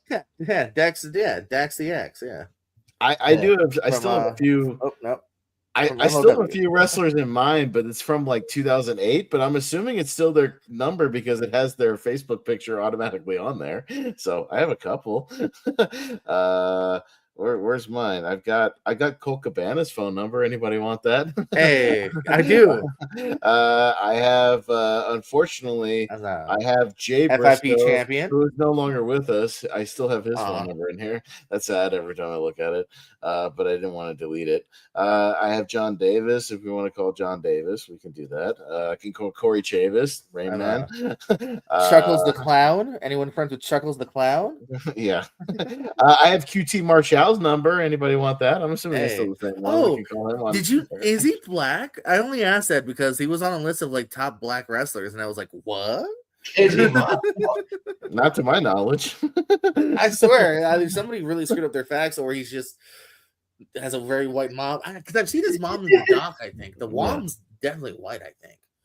Like I said, it doesn't matter. I'm not saying I would have ever pictured him as being like half or so. That's all. Anyways, back to where we were. We're not gonna do like an official prediction for the box thing, but I guess we can talk because like it's either gonna be something significant or just like goofy throwaway whatever the fuck thing, like and then the crowd's gonna go want. I see some people online being like, it's the gobbledygooker. It's just there's gonna be an egg inside the thing, and he's gonna hatch again and be all grown up now. Is it James Ellsworth? James Ellsworth. Or like could have been, just like remember there was that segment by Undertaker and Canyon back in the day. I think that was in a box. Somebody else says Boy George. Yeah. Oh, it's air growing spiders, but it's the mom of his old spider because someone killed his old spider. It's a giant spider now, and everyone's like, "That's where Mama Spider went." I don't know. It's the hardcore title on a plaque. I have no idea. You know what's really funny? have a guess. There's an article in here about the Vegas odds on it. Danhausen's the betting favorite right now. That's wow. Yeah, so maybe there's something to that. I don't know. Maybe I should check them. It fits his character, but like what if they open a box and it's Vince going, oh my god? Yeah, I if it's a debut, it's not going to be like a major person's debut. It's going to be some goofy thing, or some people said like it's at Chamber before Mania. Like it feels like it should be someone big. Bad Bunny. Why is he in a box? He had to get shipped from Puerto Rico. It's a long way. You got to cross the water. He couldn't take a plane. He couldn't take a plane. No, he had to go on a boat. That's Matt Hardy's drone. But like, I reckon it'll be a box to another clue, and they'll be like, "We're gonna open the clue at Mania. Don't open this clue until Mania." Tune in Raw tomorrow. Open a smaller box that don't open until 3 weeks from now. I don't know. So we'll see. We could talk about it. But I just don't put like your big expectations on it. That's all I ever say with goofy stuff like that. Like if it was actually a debut, they would not do some like little goofy box gimmick. Like it kind of seems silly. Person would just be doing things. Adam Pearce with wrestling gear will come out. Go, yeah, Scrap Daddy is back. He'll come out with the NWA world title around his waist. Yeah, Scrap Daddy. Which is on a. You can play him as on the new game. Nice. There's a lot of fun ones. Yeah, Adam Pearce. Yeah, there's a few fun ones this year. Yeah. Oh yeah, all this. Yeah, good for them. Neither one of them's ever got the. Well, Adam Pearce did some dark matches back in the or like Raws like 10 years ago. It's like a light heavyweight, but I don't think Aldis ever did anything, right? I don't even think he had a dark match. No. But yeah. It's another version of WWE 2K26 that costs $5,000. It's the box edition, the physical box. It's a box edition. Yeah. With all the DLC included in the box. I saw something that said if you wanted everything that was going to be in the DLC, both everything's been announced and the season pass, like everything, it's going to be like $460 for that goddamn game. That's insane. That's nuts.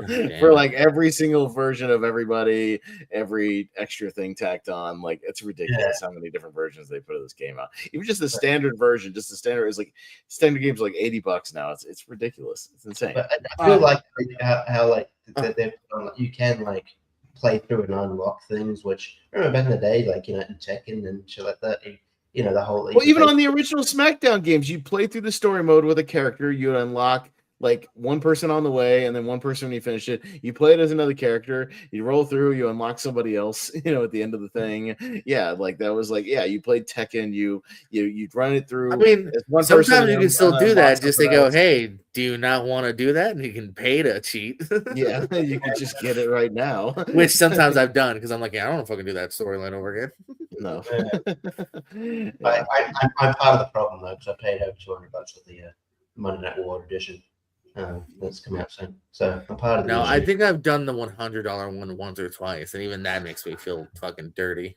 Yeah, you feel like you need a shower. You're like, oh my god, just unnecessary. And then the thing is, I end up giving up, and I don't even download like the last couple of packs, and I'm like, I paid for it. I'm not free money, or it's for them free money. I didn't even download probably the last like 2-3 packs of new people that I could have.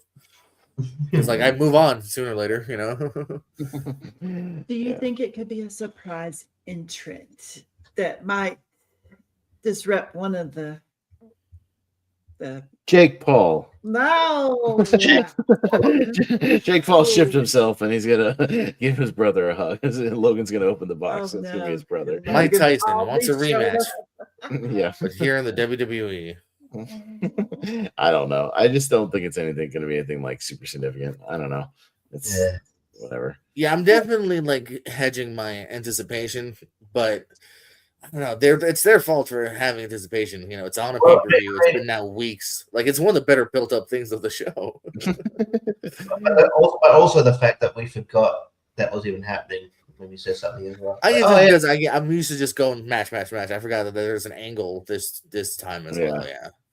Yeah. Because I am intrigued. I will say, like, it's always anytime there's always like a mystery opponent. Or like, are we gonna open it in the back? Are we gonna like wheel it out to the ring? Like, how are they gonna handle it as well? Like in between matches, is it gonna be like a segment, or is it gonna be like a throwaway backstage thing? That also depends on that.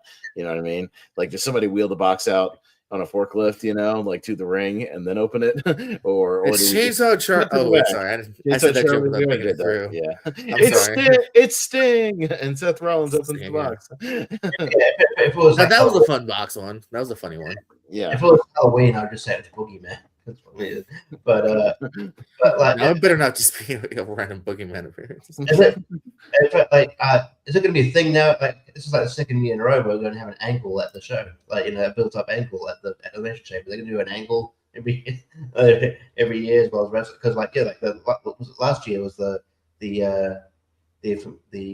was it last year the Cena turn? It was, right? Yeah. Last year was the Cena turn at Elimination Chamber. Yeah, with the actual turn was fantastic.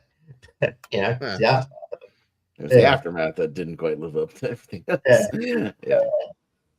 So I don't know. Like, I like the idea of doing it, putting up an angle, but we'll see what happens. Well, somebody's getting ready to get beat up backstage. Who's gonna get beat up? I don't know. I'm thinking. Someone not going to make the chamber. Somebody's not going to make it to the chamber. Oh, no, I mean, back up. The box breaks down.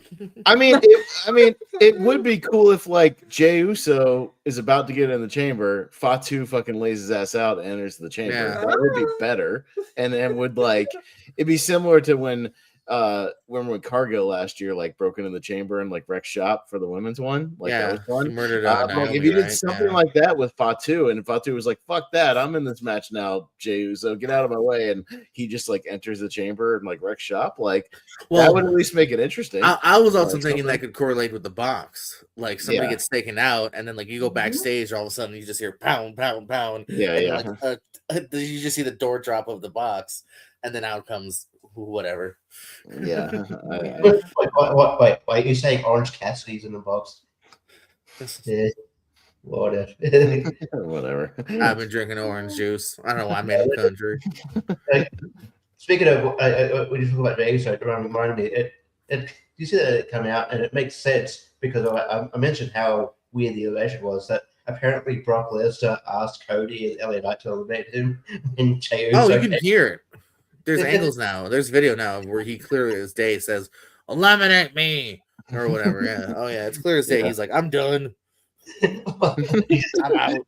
Well, no, I just love how like the internet was like, Triple H, you booked Brock Lesnar to get eliminated during an entrance. And it's like, no, actually, it turns out Brock was just like, fuck it, I'm finished. Just he called it on the fly. I feel like it was so like, Brock, in order to make your payday, you have to wait until Jay's entrance. And like he heard the music, went, good, I can fucking leave. All right, Nate, well, you know, I fulfilled it. You know, he didn't have to do it after. He just said, when give me my million or whatever he makes fucking per match. That's why the camera missed it. It's like, oh shit. Yeah, I mean, no one thought because that technically is on the wrestlers more than even like the editing in that point, because the wrestlers should know, okay, they're obviously filming the entrance.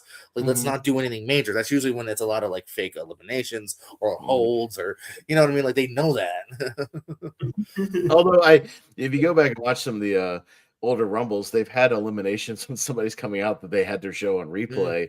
We were watching. That's happened in the 90s. There's one in like 03 where like Scott Steiner just takes a backdrop over the top and gets eliminated like during like an entrance. DDP got eliminated during one of them, like the 02 one or something, just unceremoniously, just during an entrance, and they had to be like, "Oh, sorry, folks, we missed it," but during the entrance, here's the angle of it.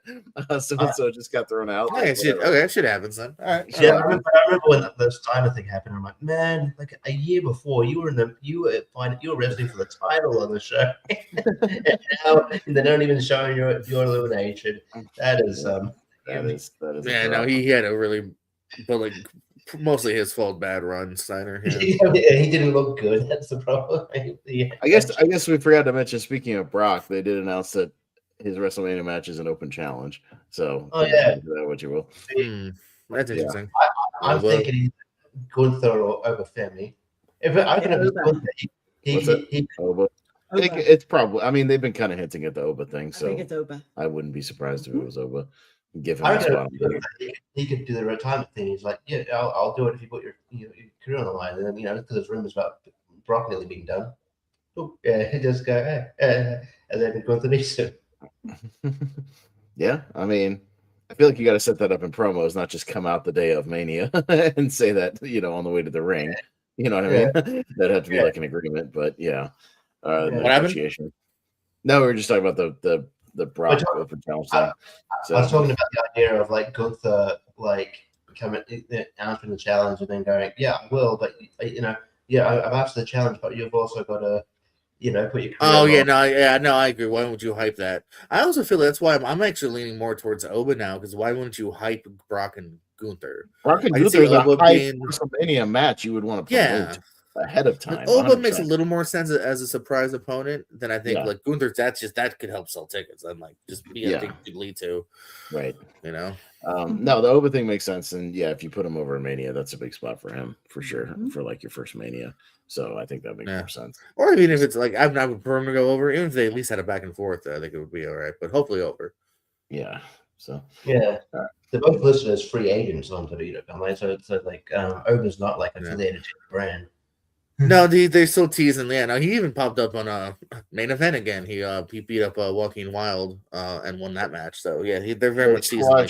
He's deciding where to go. We squashed Kid Wilson on SmackDown, so Kid Wilson, the War Raiders on Raw, main event. So he's still very much like, I'm deciding where, they even say backstage like Adam Pearce has a meeting with him, like they're courting him, like Jade Cargill, and they've done this before. So right, it makes sense. So, All right. Should we wrap it up for the week? Let's get the plugs and let's get out of here. So good catching up with everybody. Well, JPO, you doing a lot of stuff in your neck of the woods, man. What do you got going on lately? I've been on vacation, man. What you been up to? What do I got to catch up on? We finally got round 2 is finally completed for the tournament here. So we're rocking into round 3. He got himself next Friday, maybe this weekend as well. So that will be rolling as well here. So still going through that here. Other fun shenanigans around the place as well. Big personal wrestling news. I think I'm starting another wrestling company. I may no longer I'm going to still dabble with RPW, but I have another thing on the horizon here. So stay tuned for that. We're going to do some really cool, interesting things. So stay tuned for more news on that very soon. Okay, sounds good. I'm gonna hire Pez the ref, and I'm gonna fly Richie in for commentary.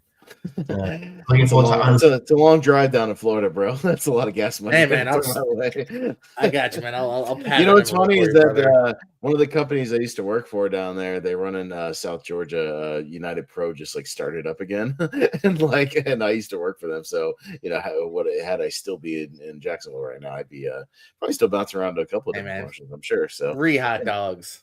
3 hot dogs. Listen, if I was still at JPO for real, if I was still living in Jacksonville, I'd travel and work your shows. I really would. Oh no, dude, no, that would have 100% happened. That would have been cool. 100%. That would be a thing if I was still living there. But that's a bit of a long drive. So, Richie, what you got going on? So I taking a bit of a break because I was sickness. Like at JPO, you missed, but before I was on, I had this big bit ointment out my nose because I had a sneeze the other day and burst a blood vessel and it went area. That was so yeah. Achoo. Yeah, achoo indeed. So I'm on the mend and again, as alluded to, there's a lot happening. So we've got a bit of a backlog with movies. We will be doing next week. We will be honoring Robert Duvall with Tender Mercies, his Oscar-winning performance. His one Oscar win. I don't know. Yeah, it's one of his lesser-known movies, but he was. I wouldn't have had that ASAP poll.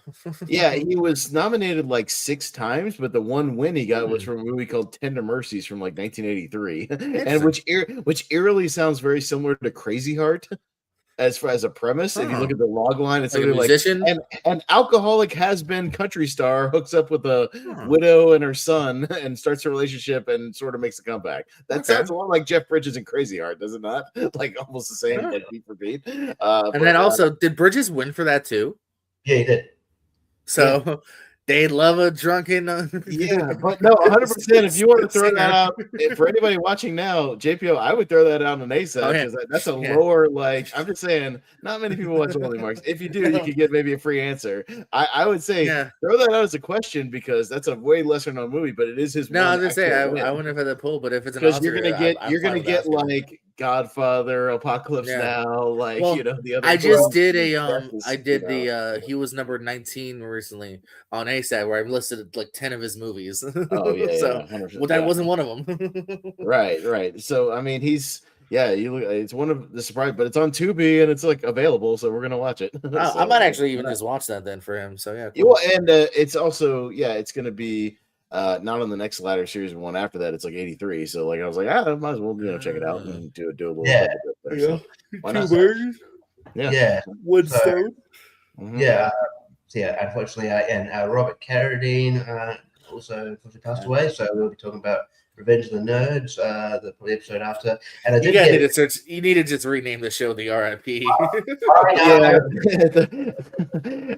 don't want to because it's not like we want to seek out people. Oh, we have to take the week off because nobody died this week. That's the reverse of that. Thanks a lot, Hollywood. You could have thought it was a phone, had somebody die. Some random person, some character actor from the '60s, dies, and we're doing I'm saying, if you're doing enough research, was there somebody in some sort of movie every week. Yeah, some sound mixer or like random screenwriter or somebody. Yeah, there's somebody every week, but no, we can't do that. It's the one format where we can serious. like. Oh, I know, but it does seem like that when you look back in our archives. Every other episode is like whatever RIP somebody, RIP somebody. So it just is what it is. And then because I wasn't prepared for that Lacey character, I got Jordan to spin the wheel because for the episode what I thought would be the episode after the Robert Duvall one, saying he spun Parasite. So that's the one movie that's got no affiliation with RIP or in memoriam. We're going to do Parasite. That's good. Yeah, I'm gonna do really some research tonight. I'm gonna find like a best boy or a gaffer that died. Yeah, I know it's gonna be like somebody must have died in the last couple of years. Yeah, some production assistant that died. It's like, oh, I'm sorry, the guy that drove the director to the set. Yeah.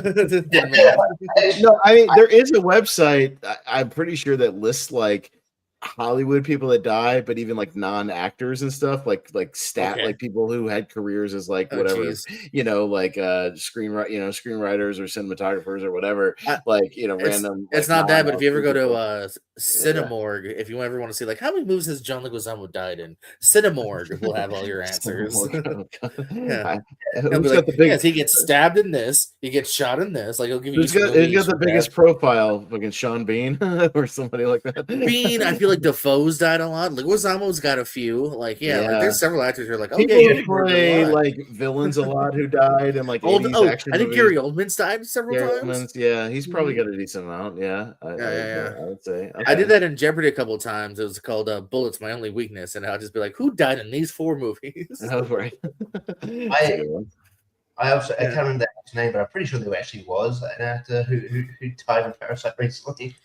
I will look. See, R.I.P. There you go. Yeah. All right. So, that's what we got going on. Over on the Movie Hero Network, I'll be hosting tomorrow night, finale of our coming of age YA gimmick. Rhonda will be on that show. So me, Rhonda, Carol, Richie, and Zach Shelton will be on there. So we'll be wrapping that up. And then we'll get into the ladder series next week. Movies in 1985 and 1984. So 84, an oddly stacked year. The list we have is oddly stacked. So good stuff there.